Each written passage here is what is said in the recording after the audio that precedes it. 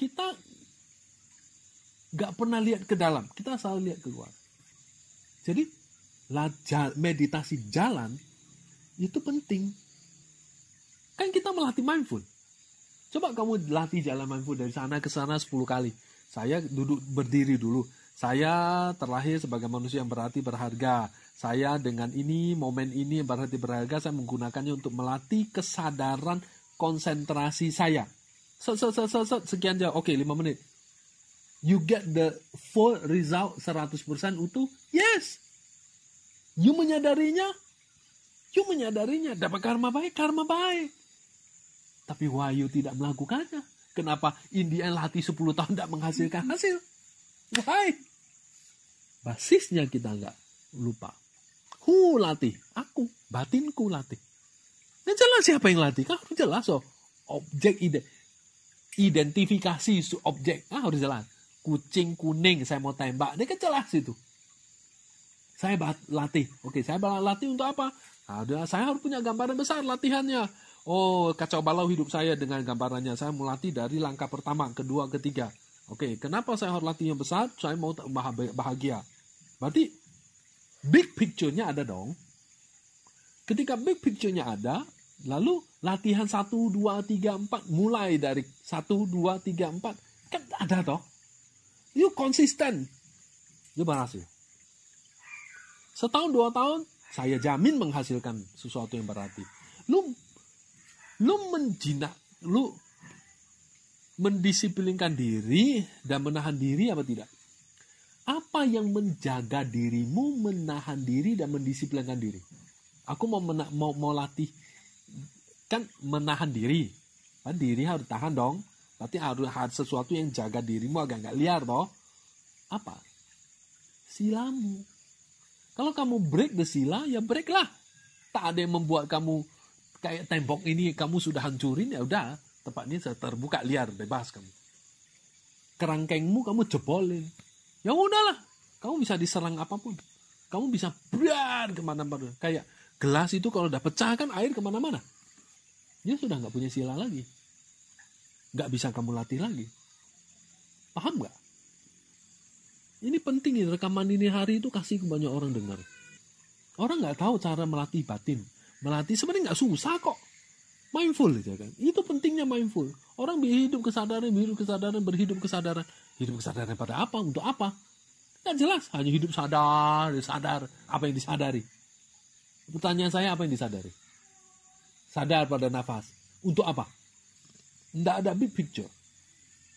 Gambaran besar. Tujuan besar.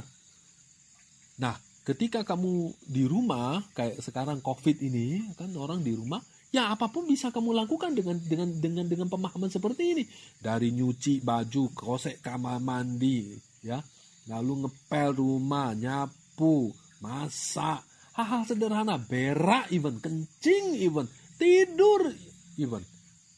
Oke, dengar teaching apalagi. Udah di rumah ya udah di halaman jalannya keliling 10 kali keliling. Dengan full mindful juga atau dengan tupas atau bikin offering. Yang gak usah bilang yang berat-berat, berat lah. Hal-hal sederhana. Mindful, you get result, good. Luar biasa kalau kita bisa melakukannya. Ini yang dilakukan oleh Rinpoche. Coba amati Rinpoche. Nangkep sekarang. Perfect Human Rebirth, kelahiran semanusia yang berarti, yang berharga ini, tanpa disadari, momen basisnya itu ada setiap tarikan nafas. Oke, tapi kan semua harus paham value-nya. Baca aja di Lamrim itu. Nah, setelah itu, kita menyadari bahwa saya latih untuk apa. Baru kita dapat big picture-nya. Nah, setelah itu tindakan mindful, toh. Saya menyadari melakukannya. Ya, gini loh. Batin kan batin. Tindakan kan tindakan. Dua hal yang nggak sama. Contoh kalau kamu nggak paham, kita sambil nyuci piring, masak, tapi pikirannya kita entah kemana-mana. Kan dua hal yang jelas toh, membuat itu jelas. Paham nggak? Kita duduk di sini, lalu pikirannya kita di mana-mana, ya kan? Mindful itu menyatukan pikiranmu sama jasmanimu jadi satu, nggak kemana-mana. Nah fisikmu, kamu nyuci lah, mandi lah, kosek kamar mandi lah, ngepel lah, cuci piring lah, masak lah, everything. Itu kalau kamu sadari dengan, itu kan karma, tindakan, action, tindakan karma. Kalau kamu menyadari dengan karma, dengan intensitas motivasi bajik, itu jadi karma baik loh. Contoh, cuci piring, saya membersihkan noda batin, ngepel, saya purifikasi, membersihkan, itu loh bersih-bersih, 6 praktek pendahuluan, atau nyalain dupa, over dupa, also lilin, obol, offering, itu kan tindakan fisik. Akibatnya apa? Buah karma kan? Tapi batin kita itu kan batin yang harus karma itu harus jatuhnya di batin kita. Kalau batinnya kita entah di mana, kita bikin tindakan ya, itu dua hal yang nggak nyatu. Kamu buah karma jalan sendiri, tindakanmu jalan sendiri. Nangkep nggak? Bener kan? Buah karma kamu dapat buah karma sendiri, tindakanmu tindakan sendiri, fisikmu sih fisik. Coba bener nggak? Coba kalau kamu sambil masak tuh pikiranmu melayang kemana-mana. Kan jelas banget tuh. Ketika kamu menyadari saya terlahir sebagai manusia, oleh karena itu saya akan menggunakan momen kelahiran saya manusia untuk melakukan tindakan karma baik. Ini. Oke? Lalu kamu menyadari mindful, lalu sambil jalan, mindful nyuci saya. Jadi tindakanmu based on dirimu dan praktek dharmamu disadari dengan motivasi. Oke, tujuannya motivasinya apa? Big picture-nya apa? Kelahiran yang akan datang bahagia, masa yang akan datang panjang bahagia, atau kebahagiaan bersama-sama. Tanpa itu, semua sia-sia. Buah karma kita itu kan ada yang putih, hitam, abu-abu. Dan ini jatuhnya abu-abu gak jelas. Kenapa kita gak serius buat itu? Kenapa kita nggak serius? Karena kita tidak serius. Kenapa kita tidak serius? Kita itu, batin kita liar.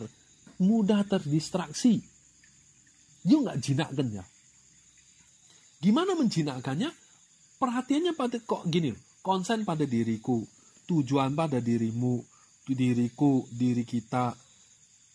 Purpose of life saya apa? Tujuannya apa? Itu harus kuat. Harus kokoh. Saya mau melatih dharma, melatih batin. Tujuannya apa? Memotivasimu, motivasinya harus kokoh. Kenapa supaya tidak terdistraksi?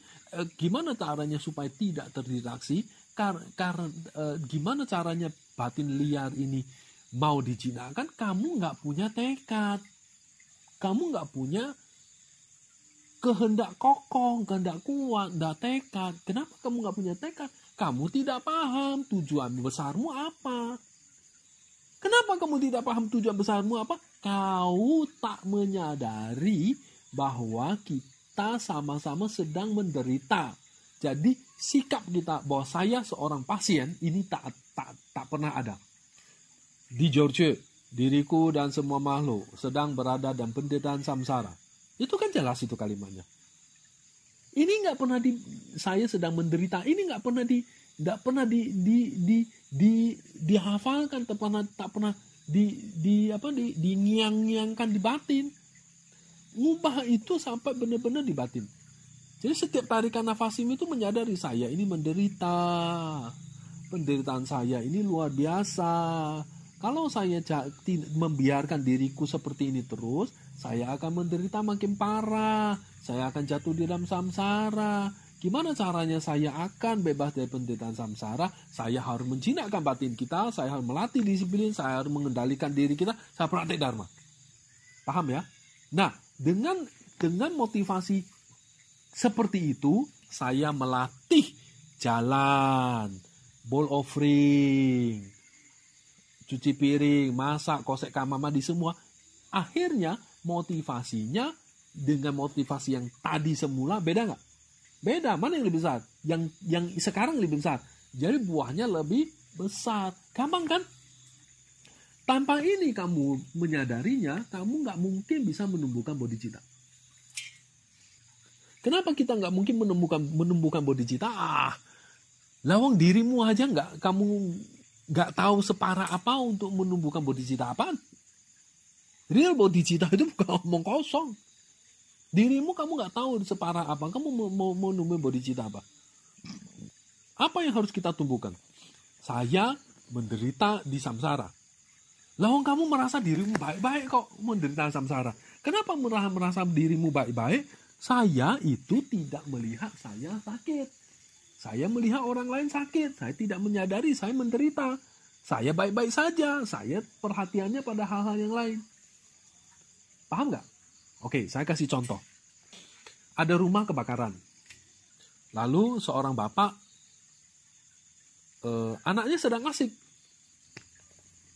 Pak anak ini sedang asik.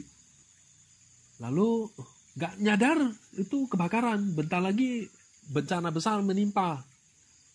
Lalu bapaknya bilang, di luar ada sesuatu yang menarik loh. Sana pergi. Oh iya, masa? Sana. Ada ini.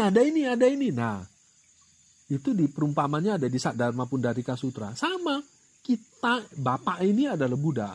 Si anak-anak ini siswanya. Kita nggak pernah menyadari kita ini menderita. Dan kalau tidak cepat-cepat, wah kacau. Dunia akan rambruk. Seperti itu. Nah, COVID ini kan kita masih bisa menyadari. Oh, sekarang dengan sangat mudah, saya akan mati. Terancam ini. Lu ke pasar tidak bawa masker, matilah kau. Lu nggak tahan di rumah, lu keluyuran di luar, matilah kau. Terancam kan? Lalu kalau kamu nggak mempersiapkan dirimu supaya kamu selamat kan, mati kan? Bodoh kan? Nah, sama. Kita tak pernah menyadari saya ini menderita, saya ini sedang susah, saya sedang butuh obat, sakit kronis. Nah, nggak pernah. Itulah membuat kita mengabaikan, kita tidak serius praktik Dharma. Teledor. Tahu nggak teledor? Teledor itu artinya ceroboh dengan sengaja, mengabaikannya dengan males gitu. Careless kalau bahasa Inggrisnya. Careless, care, perhatian. Less tak ada. Tak ada perhatian, teledor. Yang menelorkan apa? Teledormu terhadap siapa? Dirimu, diri kita sendiri. Not serious. Sedangkan you terancam. Jadi tak ada motivasi kan? Gak merasa ini urgent penting gitu loh. Masih santai-santai aja, baik-baik aja. Kayak kita ke pasar gak? Kita ngobrol kongko. Akhirnya Amerika, Italia. Kenapa matinya banyak? Awal-awal kenapa kematiannya banyak? Wali kota sudah umumkan begini. Mereka masih santai, kongko di kopi, sosialnya itu kental sekali. Masih membicarakan itu wali kota gini. Contoh yang paling gampang kita amati di COVID ini. Bahwa sama kita dengan mereka sudah terancam masih ngomongin. Sudah terancam, masih ngomongin, praktek Dharma gini. Itu hanya kamu ngomong aja. You're not do that. Serius nggak sih? Serius nggak serius, tergantung seberapa sadar, seberapa paham, seberapa urgent kita. You nggak sadar kamu butuh berapa urgent kok. You nggak sadar kita berapa urgent. Kenapa kita nggak sadar kita nggak berapa urgent? Iyalah, kita baik-baik aja. Masih kongko minum kopi dengan saudara-saudara entah siapa, teman-teman di kafe membicarakan COVID, lalu sedangkan virus ada di mana-mana. Pulang mati dah. Kita tak menyadari virus itu ada di sekeliling kita dan kita sedang terancam, ya toh? Ya nggak? Nah, apa itu? Apa itu? Kita nggak menyadarinya kita terancam apa? Kita nggak menyadari sebanyak apapun penderitaan kita. Yang sebentar lagi akan kita rebus mati di samsara. Kita nggak pernah melihat ancaman kita, ancaman yang terhadap kita sedemikian parahnya sehingga kita tak termotivasi untuk keluar dari itu. Kita nggak pernah menyadari ancaman parahnya seperti apa, sehingga kita nggak merasa urgent, termotivasi untuk keluar dari situ. Nah, itulah yang mendorong dirimu praktek Dharma. Lu mau praktek Tantra, Bhairava, Yamantaka, segala macam, Tara, segala macam. Tujuannya apa? Kenapa itu praktek Tantra? Tantra itu tujuannya mau cepet. Apa yang mendorongmu cepet? Kamu tak menemukan sesuatu yang alasan mendorong cepet itu loh. Itu kamu praktek Tantra untuk apa? Dirimu itu praktek Dharma untuk apa? Untuk apa tujuannya? Kamu nggak tahu kok. Nggak fine-fine aja. Baik-baik aja. Ya itu balik lagi ya. Bahwa ini motivasi kita nggak beres. Apa motivasi kita tak beres? Saya sebagai pasien, saya Bu Guru sebagai dokter, Dharma sebagai obat, ini nggak beres. Nggak pernah serius kita merenungkannya. Contoh aja, terancam mati dengan COVID ini. Jadi apa yang mendorong kita ingin keluar dari samsara? Itu sama dengan apa yang membuat kita termotivasi untuk praktek Dharma. Baru akhirnya kita mencari buku, membaca buku ini mengatakan ini, Lamrim mengatakan ini, seperti ini mengatakan ini. Membuat saya mengerti, oh ternyata seperti ini. Oh, pelan-pelan saya baru sadar.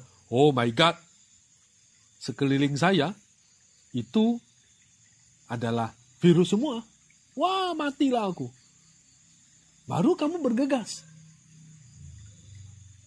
Baru kamu menemukan alasan untuk praktek. Kalau tidak kan kita tak tahu praktek untuk apa. Baru kita menemukan alasan untuk melatih sila, mengendalikan diri, menahan diri, mendisiplinkan diri. Jadi tadi itu loh. Tadi itu apa? Saya menggunakan kelahiran manusia yang berharga ini untuk dimanfaatkan. Lalu momen yang paling kecil yang basisnya itu apa? Mindful pada setiap tarikan nafas. Itu kan dipakai itu. Kalau aku tak menemukan alasan utama untuk memakainya kan ya, aku mah santai-santai aja kan. Kenapa aku harus menggunakannya? Aku baik-baik aja kok. Makan ada, uang ada, kerja ada, sukses ada. I'm fine with this life. What's wrong with me? Nothing. Kenapa aku harus sibuk dengan semua kecapean seperti ini? Kalau kita tak paham bahwa, oh my God, saya terancam ini. Apa yang mengancam? Ancamannya apa? Mulai dari jika saya mati, ya kali kita harus berterima kasih pada COVID ini. COVID ini gini, kita keluar dari rumah ini, pergi ke pasar, merasa nggak kita itu terancam? Nggak tahu ada di mana itu virus, ya toh? Terus merasa nggak selamat? Takut mati nggak? Nah iya, udah mulai dari sederhana, takut mati. Takut mati kan? Tak ada orang mau mati kok. Semua orang mau nyaman di dunia ini, nggak mau mati. Setelah mati apa yang terjadi? Jatuh di alam samsara, 3 alam rendah. Lalu menderita. Yaudah, pertanyaannya. Sampai di sini pertanyaan udah masuk. Kita punya pandangan terhadap kebahagiaan. Ini level apa?